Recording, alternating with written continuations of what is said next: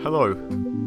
So just quickly before the episode, I just want to say sorry for not uploading before. There was a lot of schoolwork that I had to catch up with because that's not very fun. And yeah, I didn't really get a chance to record or edit a video, but I've tried to make this one premium quality, so please enjoy.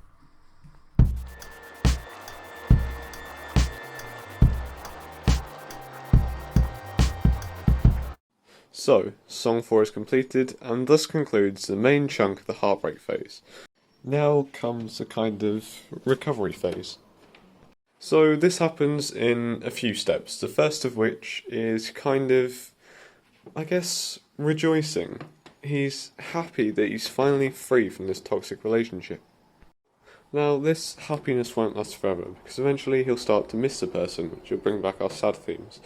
But for this one song, we're returning to a more kind of simple time. Our character feels like he's been freed as such from this relationship, and so is celebrating and is really appreciating what it's like to be single again. So, how do we achieve this feeling of happiness? Well, it's simple. We just eliminate the minor chord progression we've been using, move on to a happier one. Maybe pick up the tempo or the speed a little bit, make it seem a little bit more bouncy. And finally, just use the lyrics to kind of lock in that feeling of happiness we've achieved.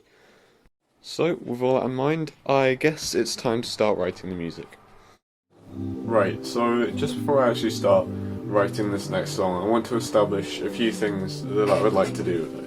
So, one thing that I like when I'm listening to an album is where the songs kind of start to merge into each other. So, what I'm thinking of doing is, for the majority of the songs in the album, just kind of have like a little fade at the end of the song, which then goes into the next song. So maybe it breaks down into just one aspect, like, say, a single note that's shared between both songs. So I got this idea from listening to an album called Vertigo by an artist called Eden, where throughout the majority of songs he just has a single repeating note that helps to join together all of the songs. So the thing with that is, if you're doing one single note between the entire album, it has to be in all of the keys of all the different songs. And this is like proper musical theory stuff, but what I'm trying to get onto is, so the last song ended on a G chord with the capo on 3, so that. So what I want to do is just repeat that chord, but then have slight variations. So what I was thinking is, so where the last song ends on, it lands on that G. So what I was thinking is that G could then carry on through the song, but just to like make it a little bit more interesting, instead of just being, what I found is you can actually slide it up to get a kind of interesting chord.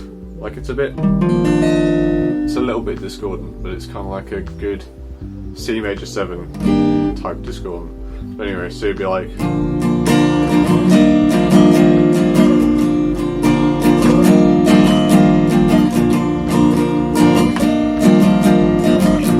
and that would be the bridge between the two songs. After all the fun we've had, smoking, worrying, you're tired, I thought you would at least give me a chance.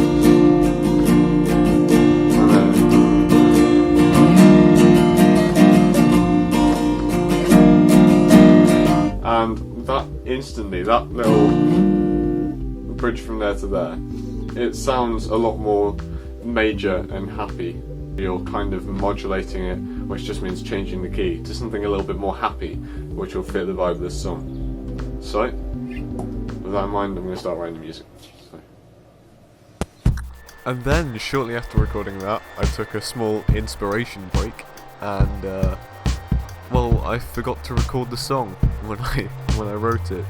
So it's now too late to record it, but I've got it in my head, and it will be on the album, hopefully, if I actually decide to put it in there. But yeah, that was today's video. I hope you enjoyed. enjoyed it. Sorry for not uploading in the last video, but as I said, I was very busy. And, yeah.